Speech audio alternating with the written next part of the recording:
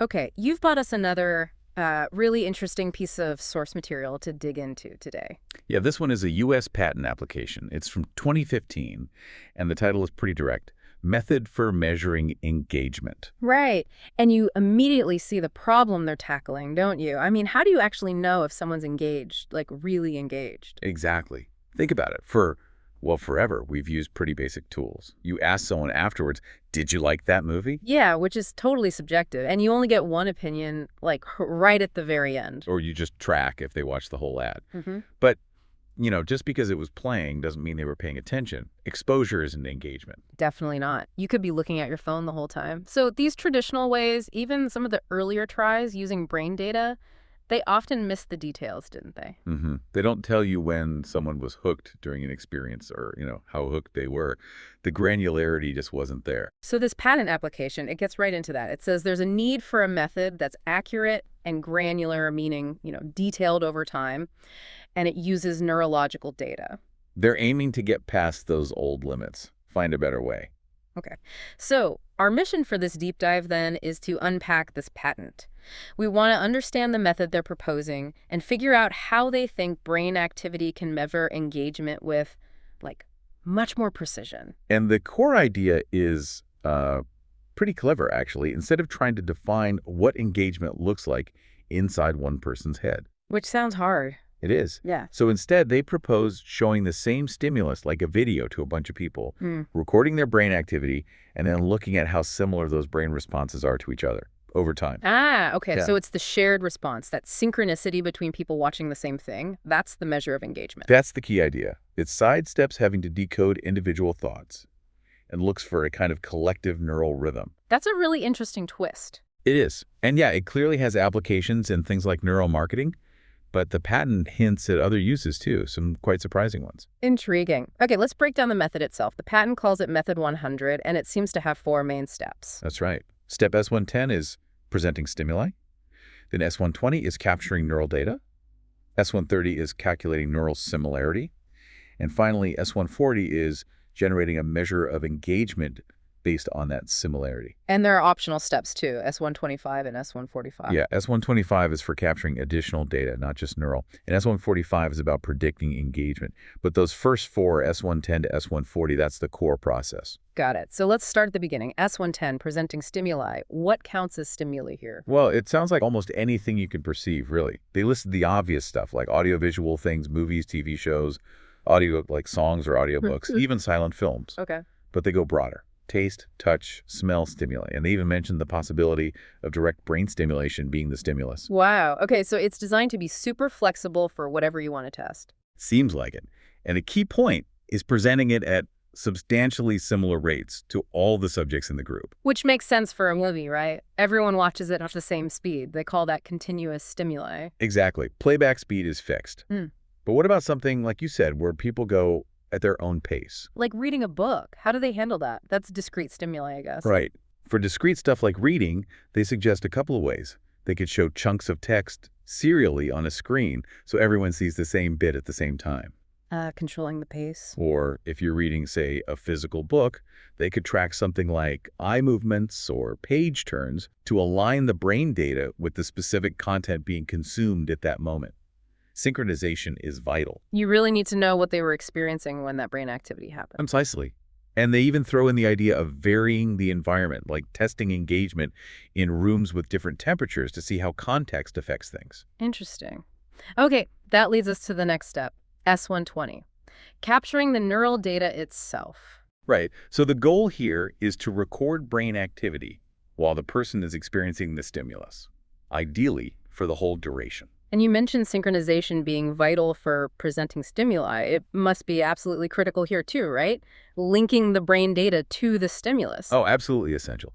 You need to know exactly what point in the movie or song corresponds to each bit of brain data. They mentioned matching timestamps, of course. Standard stuff. But also maybe using markers embedded in the stimulus itself, like a quick, almost imperceptible flash of light or a specific sound pattern that the system can pick up in the brain data. Clever. So it marks the data stream internally. Or even having the subject perform a specific action, like a clap at a certain point, that creates a clear time marker in the recording. Makes sense. So what kind of brain data are we actually talking about grabbing here? They focus on functional neural data stuff that shows brain activity, not just structure. The big one they mention is fMRI, functional magnetic resonance imaging. That's the one with the big magnet tracking blood flow changes? Yep, it measures the Bully signal, blood oxygen level-dependent contrast. It gives you these detailed 3D maps showing which brain areas are more active over time.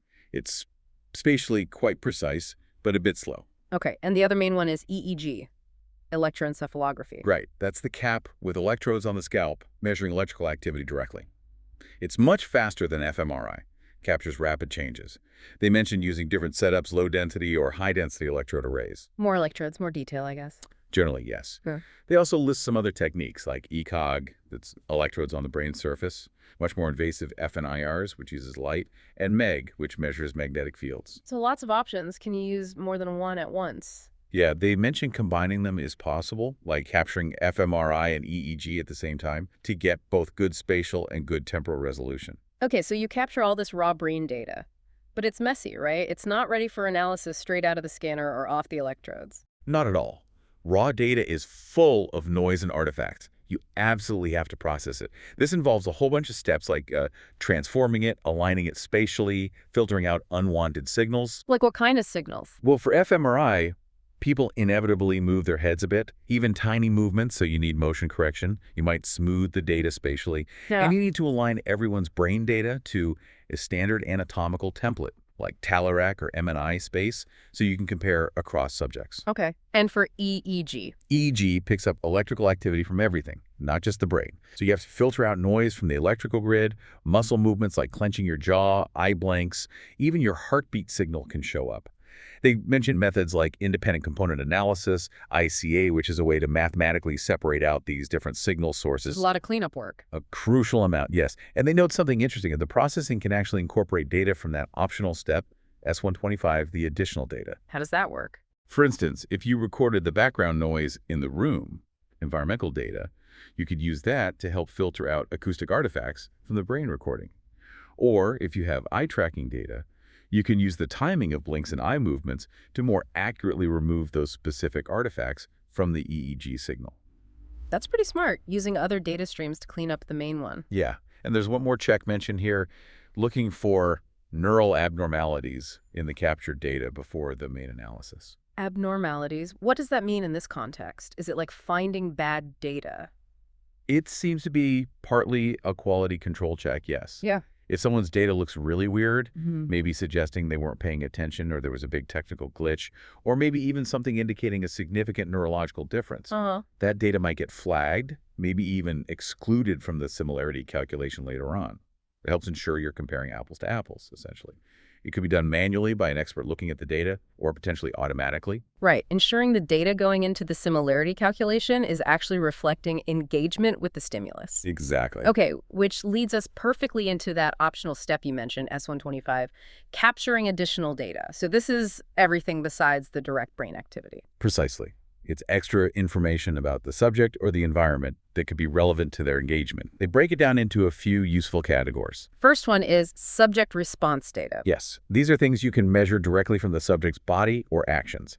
Biometrics are a big part. Heart rate, skin conductance or perspiration, pupil dilation, blood pressure, body temp. Things that often change with emotion or attention. Right. It can also include physical actions like typing rhythm, walking gait, Yeah. posture changes, even characteristics of their speech if they're talking. Hmm. Eye tracking data fits here, and also data from facial recognition software looking at expressions. And it also includes stuff the subject tells you. Yeah, what they call reported responses.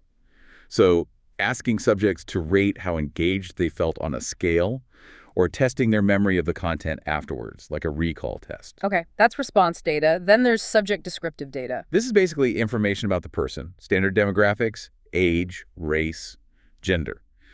But it could also be more specific personal data, like their purchase history, maybe their musical tastes, things like that. Where do they get that? Could be collected through surveys, or they note it could potentially be gathered automatically, maybe from like linked online profiles or databases where ethically permissible, of course. Right. And the third category, environmental data. Simple enough, just details about the setting where the stimulus was presented. Room temperature, time of day, background light levels, any ambient noise, factors that could subtly influence how someone experiences the content. Got it. So you've got your clean, processed brain data, possibly enriched with all this additional data, everything synced up. Now we hit S130. Calculating neural similarity. This feels like the real core of the patent's idea. I think it is. Because instead of trying to build some universal model of what engagement looks like inside any single brain, which is incredibly complex, they look for the common ground between brains experiencing the same thing. And the main way they do this is called cross-brain correlations. Can you break that down simply? Sure.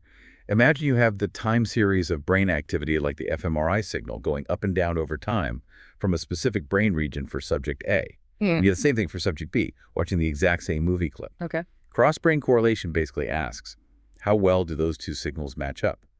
When A signal goes up, does B's signal also tend to go up around the same time? When A's goes down, does B's also go down?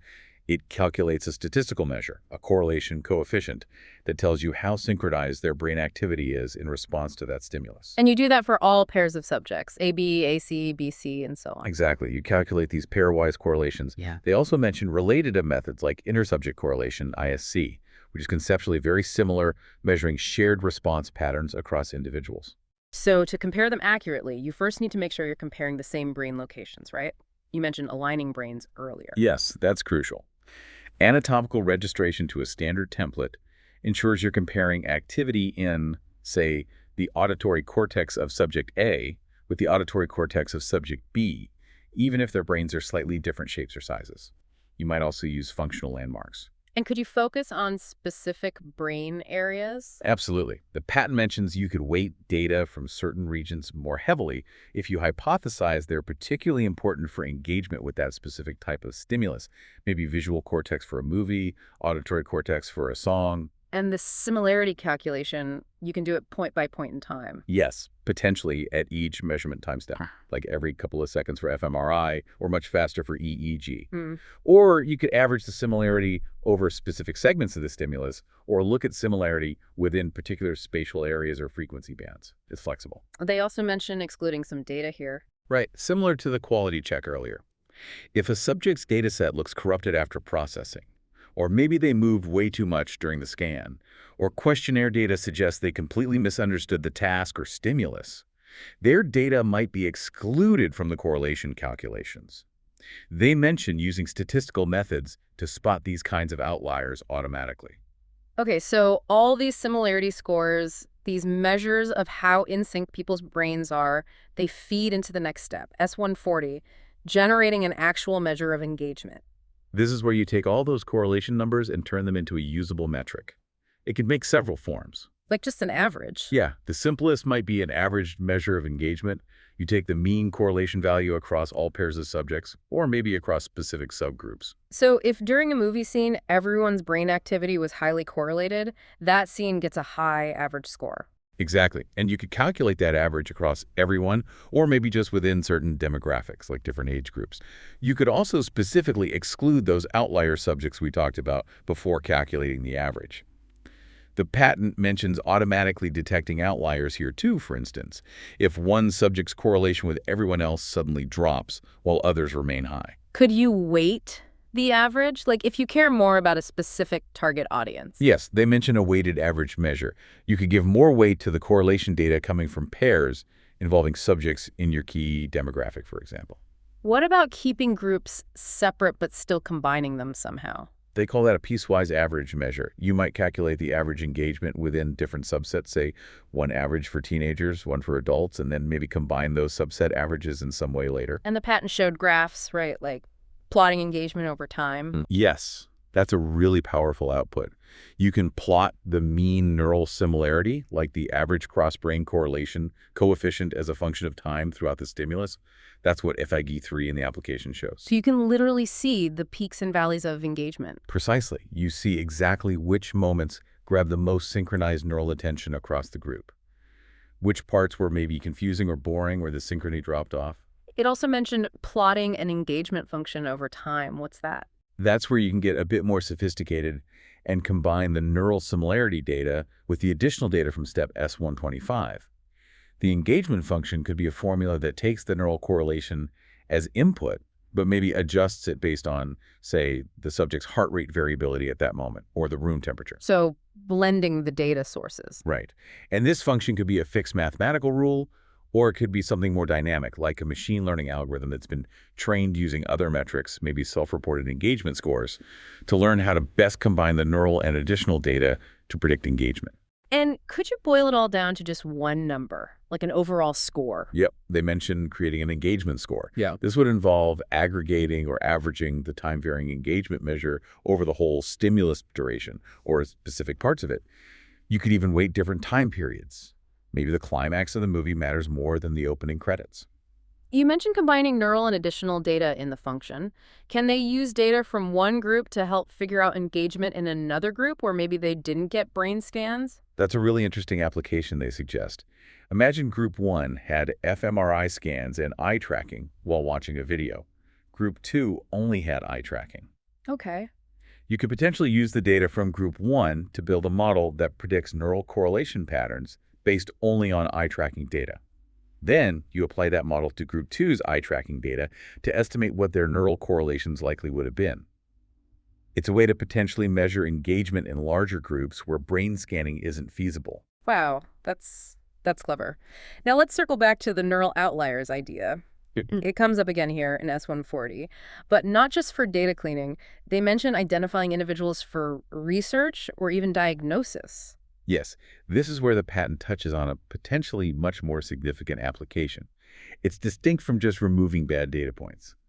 Here, the idea is that by establishing a clear pattern of typical synchronized brain response within a group, you can then identify individuals whose brain response patterns deviate significantly from that norm, even if their data is technically clean.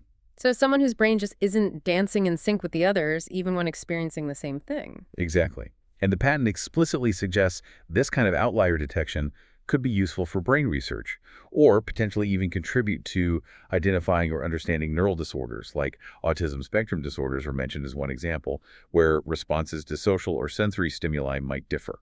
So it's using the group norm as a baseline to understand individual differences in brain function. That seems to be the implication. It's a more advanced form of outlier analysis, perhaps comparing an individual not just to the current group, but maybe to larger models built from previous data or specific patient populations. Okay, that's definitely something to think about. So that covers generating the measure.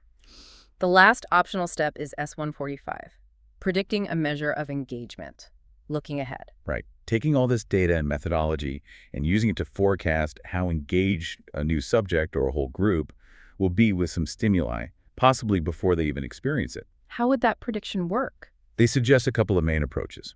One way is if you have some data, maybe neural, maybe just additional data like demographics from the person or group you want to predict for. Okay. You compare their data to the data from subjects in previous studies who saw the exact same stimulus. You find the past subjects who are most similar to your new person based on the available data. Find their data twins in the archive.